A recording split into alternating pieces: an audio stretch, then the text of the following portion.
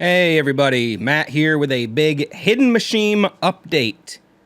Haven't done an update in a minute. It's been a very busy summer. I got a bunch of stuff I want to cover, but what first? Well, I actually made a document here that I'm going to be referring to throughout the length of this video. I won't be going into great detail about its contents, but yeah, I've been feeling, I don't know how to put this. I guess just frustrated creatively. I understand the source of the feelings. I've ruminated on this and I've realized I just need to continue taking the steps that I am to get myself out of this hole, which is fine. It's the result of my own actions. So, but I'm not putting the time into the things that I want to be putting my time into. Even though the things I'm doing are things I want to be doing or things that I wanted to be doing. But personally, I change so often and so much, what my interests and sort of aspirations are. I'm always seeking new experiences, and I'm always trying to understand things from different perspectives. Not so much like in an empathetic way, but I mean like I want to look at it from this angle now and like live this life for a little while, like even with music, I grew up loving listening to music and going to shows, and that mama Minnow is stretching all over the mic cable and almost yanked the whole recording setup down. Hey baby, why don't you come over here? She's not, she's washing her butthole right now. But that interest in going out to shows and stuff turned into an interest in playing music, and over time that turned into an interest in writing music more and more. Like I was playing music for a while before I was like confidently writing my own songs, playing with a band, playing solo, playing drums, playing guitar, doing just vocals, doing performance art, doing very conservative shows, doing very extreme shows, doing music videos, doing live videos, doing like session videography, like a Tiny Desk thing. To a point, most recently where I got really into just production, mixing, engineering, song crafting, but not necessarily being the sole driving force behind the song. Whereas before, most of my life I spent like really wanting to be like, hey, this is my song. I know I'm the end all be all authority on how it's going to come out. I got more into understanding collaboration, which is just something I wasn't creatively comfortable with for a long time for whatever reason. Maybe it's because I hadn't found the right collaborators yet. Maybe it's just because I was being selfish. Maybe it's because I just needed to experience that for myself. I don't know. And I'm sure I was harsh with people about that. Not in a way where I was like abusing my bandmates, but I mean like I'm sure there were times where someone was like, damn, he doesn't like my idea. Your idea's fine. But, I was, I had a real tight grip on things. And so over the last few years, I was like, man, that's probably not like the greatest way to be all the time. So I got more into collaborating, and I spent a long time like working on a bunch of albums and stuff. And some of them have come out this year. Some may never come out. Some might come out later on in the future, but I've kind of like, the last couple years specifically got more into writing songs and having someone else perform them, which is what I do with Austin and the In-Laws. I write a good half of those songs for that band, and Austin, brother-in-law, is the singer and guitarist and kind of, the face of the band, more or less. And that's still a really cool place to be because it takes less pressure off me in a way and lets me focus on one part of the thing.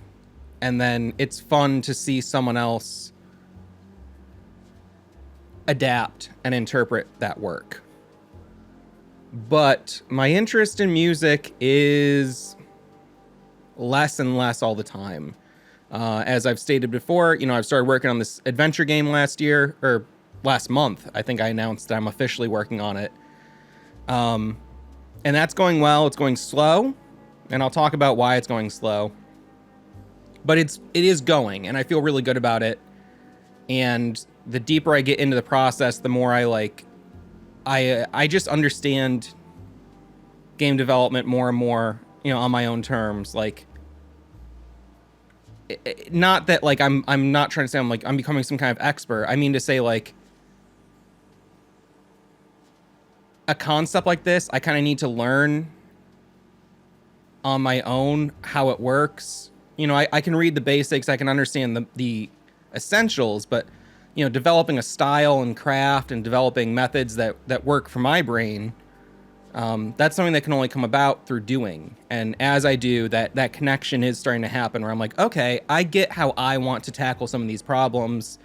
Because as much as there is good practice and there's just like, well, this is how code works, this is how an engine communicates with itself or whatever, so much of development is very open to interpretation.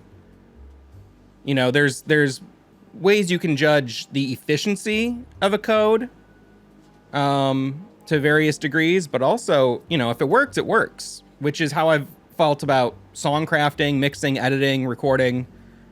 And it's taken me a lifetime to feel comfortable, in that aspect of things, with being like a mixing engineer, basically. And it's just a lot of fun to be developing a similar confidence in game development. Although, if it's on a scale of 1 to 100, I'm at like a 0.9 right now. Like it's infinitesimal how much I am accomplishing and knowing and doing. But it's still something, and it feels really cool to just be exploring a new thing. Even though I have been dabbling on and off for a long time, I think like 12 years, 11 years. 2014, I think, is when I first started. I just had this sort of like, I guess it would be like imposter syndrome kind of thinking, where it's like, well, I don't know what I'm doing, I can't really do this. And I did have to like take some classes and do a lot of reading and get myself feeling like, okay, when a term comes up that I don't know the definition of, in the past I'd been like, what? And it would kind of just like freeze my brain. Now I understand more of those terms, and if I don't, I can look it up, and the definition doesn't confuse me further. I go, oh, cool. Based on my knowledge, I now get how this works, even if it is like an advanced concept. I'm like, oh, okay, at least I can see what you're doing, even if I'm not like able to, replicate it on my own without a guide. It did take a long time to get, to that point. But the mental block of feeling like, yeah, imposter syndrome sounds so extreme, but I guess that's what it is. It's just like, I know some people deal with that in a more inhibiting way. That's like a serious affliction, I think. But even then, there's degrees of that, of the imposter syndrome. And this was a very mild case of it. It was more just like, I'm not feeling like I'm there yet.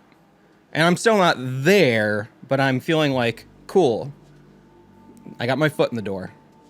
Anyway, so the game, I set a goal of August for a demo. And I just don't think I'm going to make that. Now, I could make it in terms of actually getting a demo published by then. When I really reflect on it, the game is going to take so much longer to finish in full. And the demo is kind of like the opening prologue and the first chapter of the game. Although I might cut, I don't know. It's not worth it to think about the demo right now in terms of like the finer details of like, ooh, do I cut this a little piece out? But I think I need to wait until closer to launch because it just feels wrong to show something so bare, you know, that is like, it's not going to have final music. It's not going to have final visual effects. It's going to be more of a proof of concept than like a playable demo that I think is like worth distributing. To me, like a demo should be ideally like what's, you know, I think any kind of demo is great. And for other devs, I love playing like an early broken ass version of a game for like beta testing. But I think back to Wolfenstein 3D, the shareware episodes. You know, to me, it should be something where it's like, damn, I played this and now I want to buy that whole game. This is so sick. That should be the demo. And my demo's not going to be that. So, that said, I'm not sure when I will do this. Because again, I'm just feeling it out and there's no rules. I will make it available for people on the Patreon or on Discord to play. Not even as a paid, you don't need to pay me to play the early version of the game. I'll find a way to distribute it that isn't like putting it on itch or Steam or anything. And I don't even know if the game could go on itch or Steam in a few months with the way things are going. If you caught my latest video on the channel, on the main channel, about censorship in games and the pressures from payment processors and credit card companies that kind of rule the world, you know, more or less. It's yeah, they have an obscene amount of power and control over the culture. And the censorship that's happening with adult games is not going to stop at adult games. And I've already seen in the last day or two, like horror game developers saying that their games are getting affected. There is also some misinformation going on and some incorrect information, some deliberate misinformation, it seems too. So, you know, you got to kind of take all these stories with a grain of salt. But what is undeniable is that games are being de-indexed, which means you can't search for them through the website. Now, you can search for them on like Google or Bing, I think, and they still come up because I was testing it and that was my experience. But that could be something that, as you know, I don't really know how like search engines update themselves. I know it can sometimes. I don't really get it entirely, but I know they kind of like scroll the internet for things. Crawl, scrote. So that could be something that over time becomes less, you know, visible via search engines even. But the games, I think in most cases, have not actually been removed from itch. Whereas on Steam, I think a lot of games are being delisted entirely for sale. Now, if these games are in your library, you can still download them. And while there might be some fringe cases, I've seen 2 cases pop up where somebody thought their game was affected and then it wasn't. It was due to a different reason. So I would say the story is developing. And you know, what's true today might not be true tomorrow. Anyway.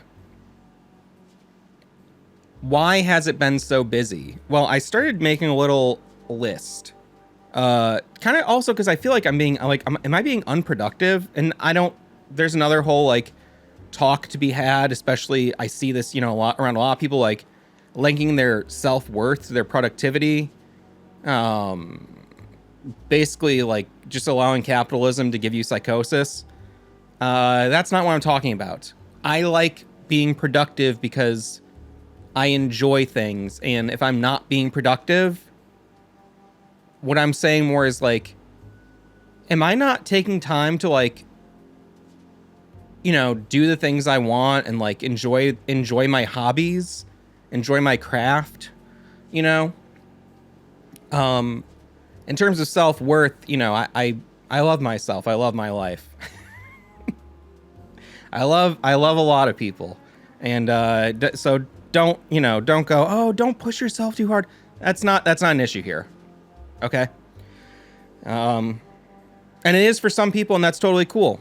You know, I'm not trying to say like you're weak if that's how you're feeling or anything. But I don't think you should succumb to those feelings and go, "Oh no, if I'm not like doing enough, I'm worthless," or, you know, give you anxiety when you have to rest. Made a list of what I've been working on so far. So in January alone, it was 6 projects. There was Twin SM7Bs, which is a single from Antoine Levy and Dust. There was also our cover of Blackbird that Austin and the In-Laws posted. That was a Kickstarter request. You know, we did a Kickstarter for our debut full-length album, Songs of Yearning, available now on all streaming platforms. Available for purchase on Bandcamp and at all live shows. We also agreed for backers to do some special song requests, either a custom song or a cover of your choice. And there was also 1, 2, 3, 4 videos on the Hidden Machine channel. In February, I dropped my solo album, the Hidden Machine Sound Test, which is a collection of recordings from the past 10 years of like kind of my take on video game soundtracks. They're all fake games. This is not real game music, but I've always wanted to make game music, and this is what I would be contributing if I had been given the opportunity to do so. Although I have been given the opportunity to do so at points, it hasn't resulted in a published game yet. Also in February, released Sundown, another cover song for the Kickstarter folks over from Austin the In-Laws. And all these songs are on YouTube if you want to look them up. I'll leave links if you're curious about what I'm doing in that realm. They're also on Bandcamp, which is where I suggest people check them out. But also, if you wouldn't mind subbing to Austin the In-Laws on YouTube, we're trying to get that channel up so it can be monetized. It would be a great way to help the band do more stuff. Also released the Hidden Machine Year in Review, 2024 Year in Review video, and a EP from Ben Ryman, one of my musical associates, another member of the Joint Commission, the hip-hop collective that I'm in. It's the Ben Diagram EP. I did mixing, mastering, some additional production, engineering, cover art, and I'm really proud of that, so I would say check that out. The next month, we did a music video for one of the songs from the Ben Diagram. That's like Venn diagram. Called I Rep. Hidden Machine had 3 videos, including a Yeah I've Played on mouthwashing, which was a favorite game of mine that I've played this year. In April, Antoine Levy and Dust released a 9-song EP called Soon as the Beat. That's a collection of songs from the last, it took us maybe a year and a half, 2 years to record all these songs, and we put them together on a collection. And I also did a video on typing games. And on May 2nd, we released a music video for C-Note, the first single from the Austin the In-Laws album. Also, on May 10th, we released United Front, a Joint Commission track that I like a lot. And we did 1, 2, 3 Hidden Machine videos, including a review, spoiler-free, for Tainted Grail, The Fall of Avalon, a game that I love and have not had a chance to get deeper into yet. The demo, the early access version of the game, was mostly the first chapter, and I still haven't even finished the first chapter since the full game launched. Although I have explored more things and gone deeper into things I didn't get to explore in the demo or the early access version, but I just don't have time to game right now, the way I want to be. Also that month did a remix for United Front. I remixed the track, and we did music videos for both of those. I did prop design on the videos. I think they're really cool. In June, I did a video on Snow Day, South Park Snow Day. They got taken down. I had to re-upload, and the views were demolished. That sucks. Not that I like need this the videos to get a ton of views. I understand that like sometimes these are for like a niche audience. But it just sucks when a video does like pretty good and then gets, deleted. Which was because I used a clip of a wrestling commercial, a WWE action figure commercial that was uploaded by another channel and had that channel's watermark on the video. I got my video completely blocked. I don't care if it gets demonetized, but they blocked it in all countries from even being played. Also in June, announced the video game I'm working on, which I didn't give the title yet. I'm gonna wait because I think I need to make sure that I actually can use the title I want to use. Austin the In-Laws, the album came out. We did a video for Sunset Riser, which I think is, I don't know, the fourth or third or fifth or sixth track on the album. And we did a song called Raunchy with the Joint Commission. I did a visualizer for that and did some cover art. I did the mixing mastering as well on that track.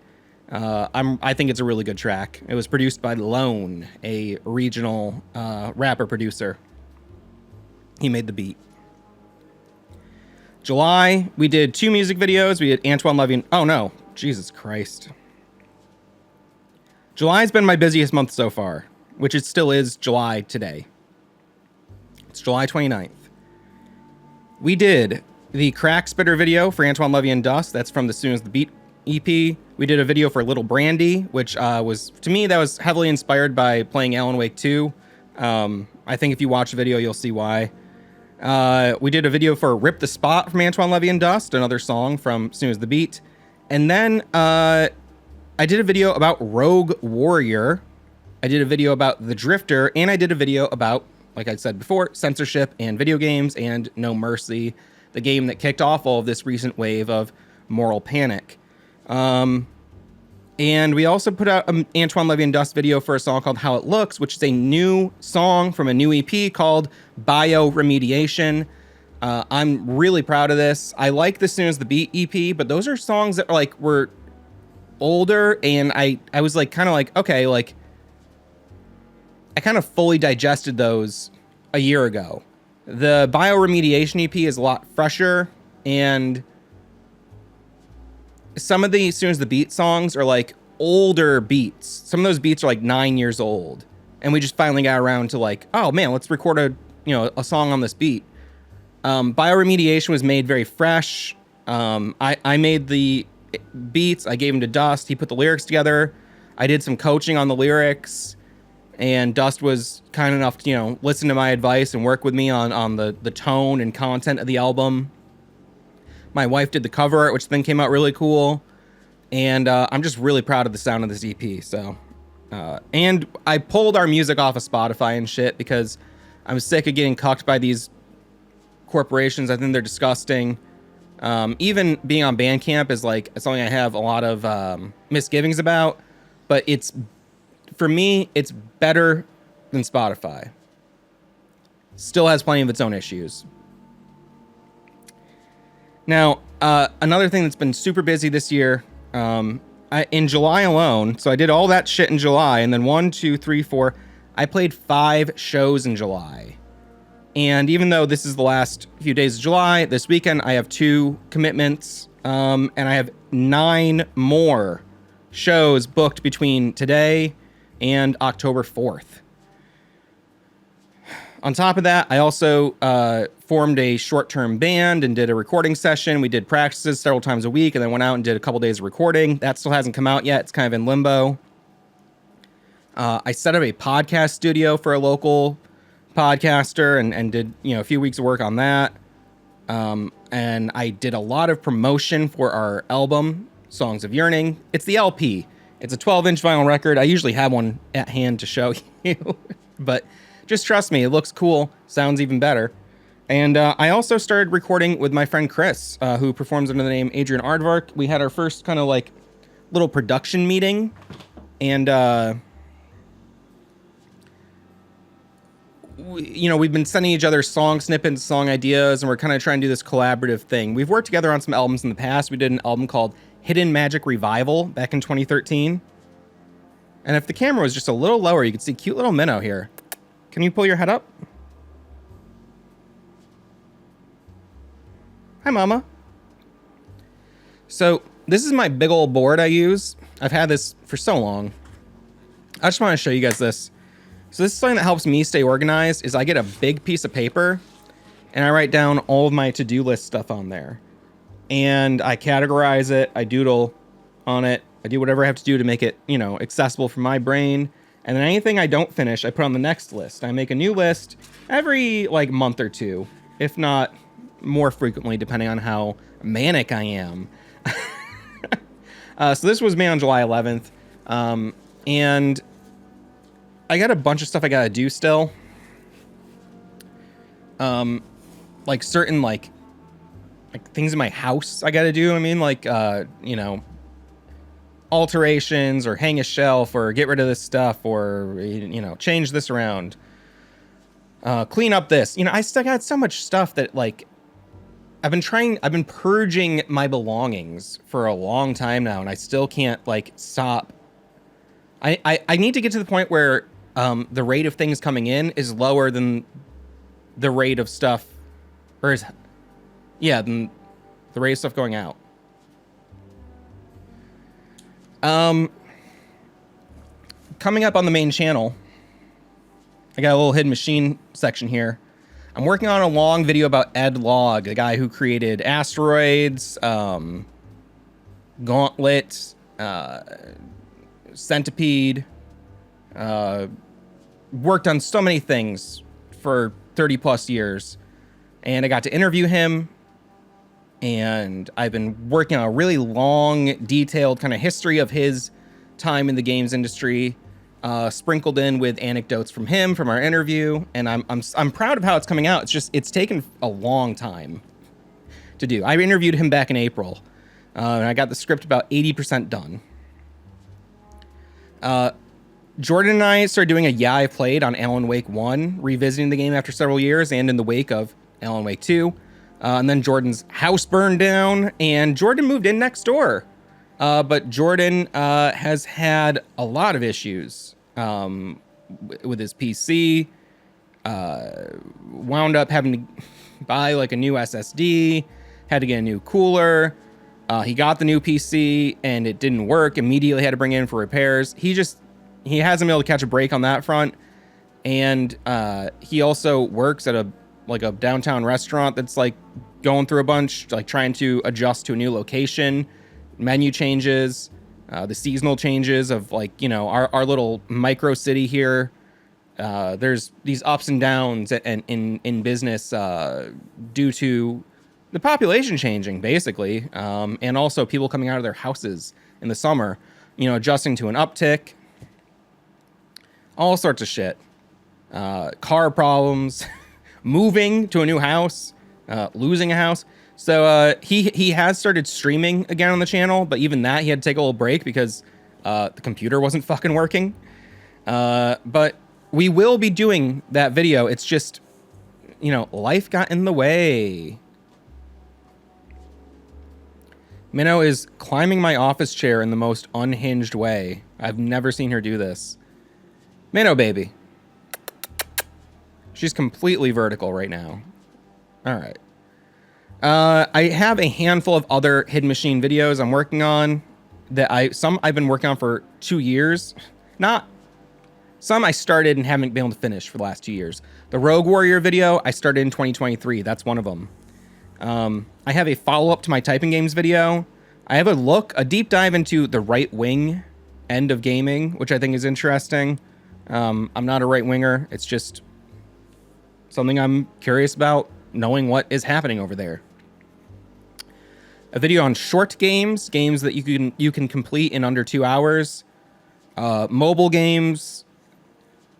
And this is a shame because I started this mobile games video, and then like 3 of the games I wanted to feature have already been delisted because it's taken me so long to finish this fucking thing. Yeah. And then I also, I got a couple others I'm not going to talk about. The one thing that isn't on this list that I will talk about is I have been, again, real piecemeal just because time. I'm trying to wrap up all these musical commitments. And then, you know, I wanted to play less shows this year, but we released the album on the first day of summer and had to do a season of shows to sell it because the album costs thousands of dollars and we have to sell this thing. It's the obligation I've made to putting out the record. And we didn't intend to put it out that day. That's just how it worked with waiting for different processes, the mixing, mastering, making the plates, getting the records shipped, manufactured, the whole thing. It took so much longer than we expected. But, hey, Mama. I got a pile of stuff here to show you.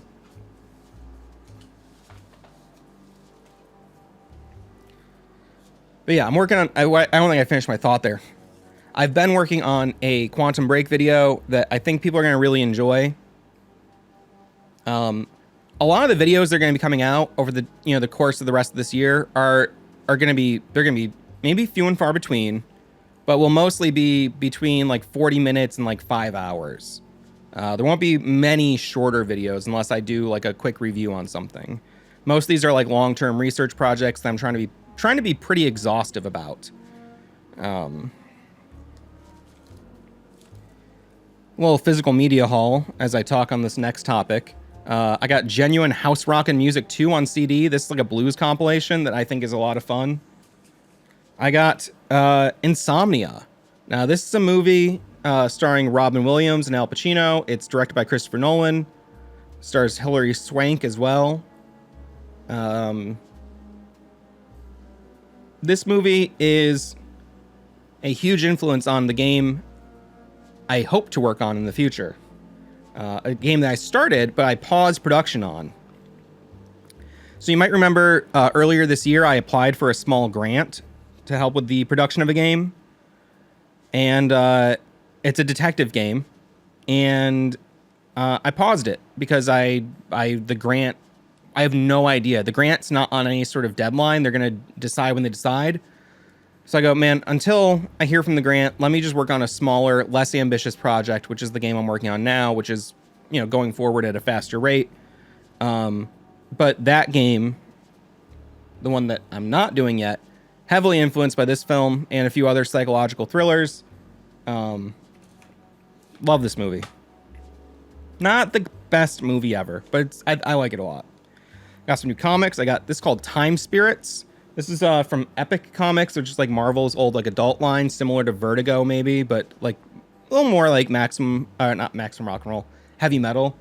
Yeah, Native American protagonist, which I don't see in a lot of comics, and it's got like this whole like rock thing going on.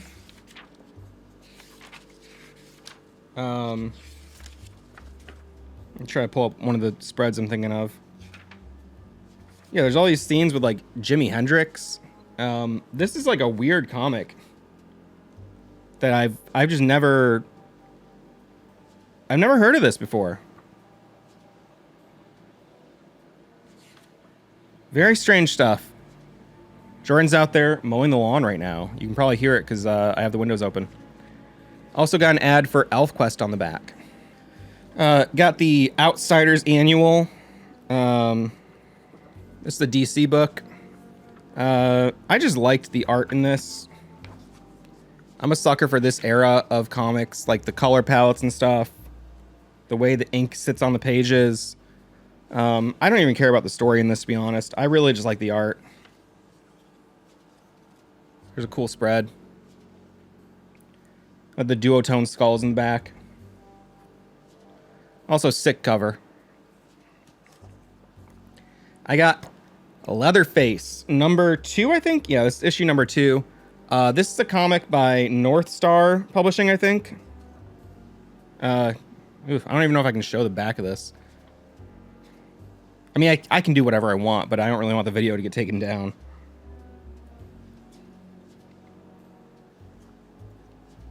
Is it North Star? I think it's North Star that did these books. But yeah, it's horror. It's gory. Man, there's something crazy here I want to show you.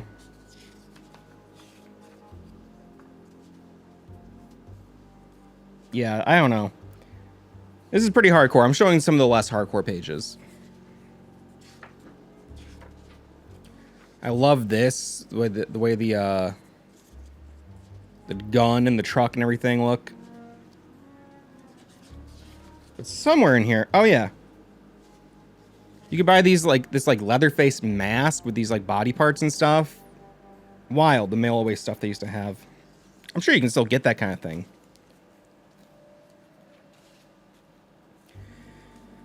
But okay, so another video that I have been working on, and just I don't know when I'll publish it because I'm still kind of doing the research aspect of it.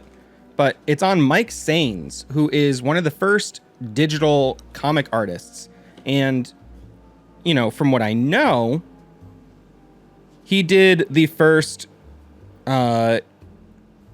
computer comic. Now, maybe there was an indie book that was first that we don't know about, but he is in the books as having been the first guy to do a computer-made comic. It was called Shatter, and he did it in 1984, but he started working on a Mac Plus, I think, in 1983, and did the whole thing with a mouse.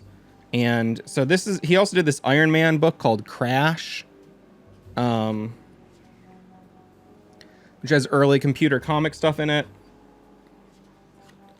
I have an issue of Shatter here as well that I picked up. I got an issue of Comics Interview. If you love comics, look up a creator that you like and see if they have an interview in Comics Interview. This is a great old book that it might even still be around today. I'm not sure. But they do these long form interviews with people, and it's just so nice to be able to, hear these insights from artists. And they also often print like sketchbook pages or like more rare art from the artist alongside the interview. So there's a Mike Sains. I hope I'm saying that right, Mike Sains, because I've heard some people say Mike Sens. There's an interview with him here. Some of his older, I think, pre-digital work. Yeah, that's from 1981. And you can kind of see if I might zoom in on this, or you can zoom in. It's 4K. I like his style quite a bit. I love this 1985, this cover art. But then later in time, and this pertains to some of the topics just inadvertently. Maybe it's because I'm just a big fucking pervert. Sorry about the noise. He did a character called Donna Matrix, who is, get this, a digital dominatrix. And she's the perfect killing machine. And this is like, his other stuff was like drawn with a mouse, pixel by pixel. This is computer renders. Now, this obviously is a bit of a sex comic. I don't think there's any actual nudity or any actual sex depicted in these books. It's more, it's more implied. Also, it just it feels like Max Payne. Feels like those early 2000s, late 90s, computer, edgy action games. I love the renders in this. It looks like, the 3D benchmark kind of stuff they used to do, which Remedy used to do, actually, even. Very cool stuff. And there's also Comics Scene, I think this magazine's called. Got a cover story here. So I've just been trying to read up on everything I can, get my hands on all of his art that I can. This is a great drawing of the Predator here. That's very cool. And I'd like to do a video on the work of Mike Sains. Now, the other thing about this, there's some shots of Donna Matrix here. He did some of the first adult games as well, starring Miss Donna Matrix. And so it's just an interesting topic to me. And, he was born in 1959, I believe. And it's cool to see, again, one of these digital pioneers. That's why I'm so interested in talking to and talking about Ed Log. He's another digital pioneer, making these these works when there wasn't a ton of stuff to look to for preference or for precedence. Now, like, even a game like Gauntlet, Ed readily acknowledges that he took direct inspiration from a game called Dandy. It's not like there wasn't stuff to take influence from, but there was so much less to look to for precedence. And even, you know, the differences between Gauntlet and Dandy are significant. Not in terms of like their core. If you look at the very core of the game, you can see obviously there's direct link there, but you know, doing certain things like a 4-player, it was the first 4-player arcade cabinet. Gauntlet was. No one else had ever done a cabinet like that. So not only did you have to figure out how to actually make a cabinet that looked and felt good for 4 people, you also, Ed had to sell management on the idea that, no, trust me, people are going to want to play this game together.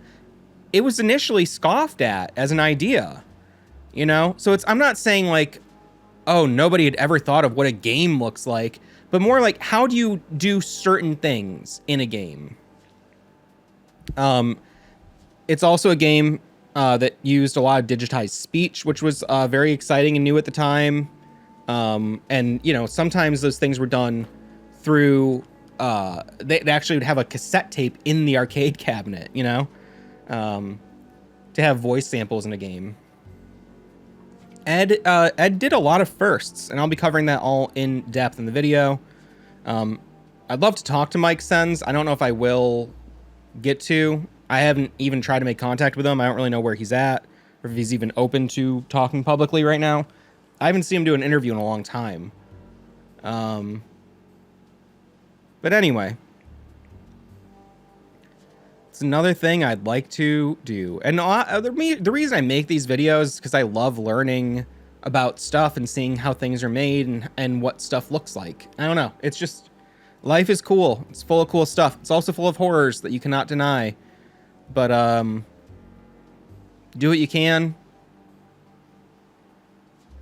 Try to be a positive force where you can, but just know the weight of the world does not rest on your shoulders alone, okay?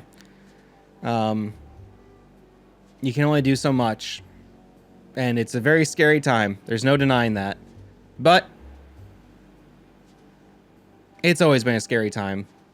If you're a history buff, you know. There's always something horrific happening. And I think the big difference right now is that for so many citizens globally, many of the things that were easier to ignore or sweep under the rug are now on your screens all the time. You have a constant 24-hour feed of the worst of humanity all the time. And the only way you can avoid it is if you choose to and you make extra effort to. Because even if you go, I don't want to see that stuff, you're going to see it probably. And if you don't see it, at least there's someone in your vicinity who is. You know, you're even if you totally shut yourself off, you're still interacting with people who are feeling the brunt of that stuff, you know? You can't be unaffected by it entirely. You can't be untouched by it. You can be unaffected, especially if you're some kind of sociopath. But, you know, there's no avoiding its grip, its touch, its miasma. You know what I'm trying to say? It's there. It's in the water, so to speak. What are you gonna do? Well, it's up for you to decide. Me, I'm gonna keep making stuff, trying to be a force of positivity where I can in my little realm of influence, and try to be, you know, good and enjoy life and enjoy the good things in life. Will I have the opportunity to do so? And I guess that's it. So that's an update. I feel like my voice is giving out. There's probably more to talk about. Like this. I rescued this thing from the garbage. Techno beat. Only the lowest octave works, but it sounds sick, and the drums come out of two different speakers, like hi-hat and snare, and like kick and symbol or something, or like on the 2 different speakers. And it has a mic jack. There's no, this is from 2005. There's no audio out on it. But I'm wondering if I could somehow route one. I'm not sure. I'm going to crack it open and take a look at the insides. I have a little bit of experience with the circuit bending stuff, and if I know what to do, I also have people who can help me with soldering, so might mod this thing just because I love the sounds on it. It's nothing like super exclusive. It's just fun, and also using it from the speakers are like damaged, and so the sound on this thing is just punished. I don't know, it's so insane. It sounds so cool. It's very crunchy, it's bit crushed. So I'll definitely be sampling this either way, but I'd love to get a direct feed of it. I just don't know if that direct feed would then ruin that crunchy quality of the sound. We'll have to see. It's hard to record this kind of thing right now because, as you can tell with this recording, you got the AC going, there's the goddamn lawnmower. Jordan loves mowing the lawn. We share, our property is like a shared property, basically. We're two different houses that used to be connected with a connecting corridor. That corridor is gone, but we're kind of on the same plot. So we share a side lawn, we share a back lawn, share part of a front lawn. I guess that's the side lawn. That's the side. Just a little hidden machine lore. Okay. That's all. Thanks for listening, or not. And big thanks to everyone on Patreon. Channel members. I don't think there are any channel members anymore. But if you come and go, that's fine. Thanks for a couple bucks. Helps us out a lot. Oh, damn. I do know the other thing I was going to mention. I'll save it for a different video. I will. All right. Bye.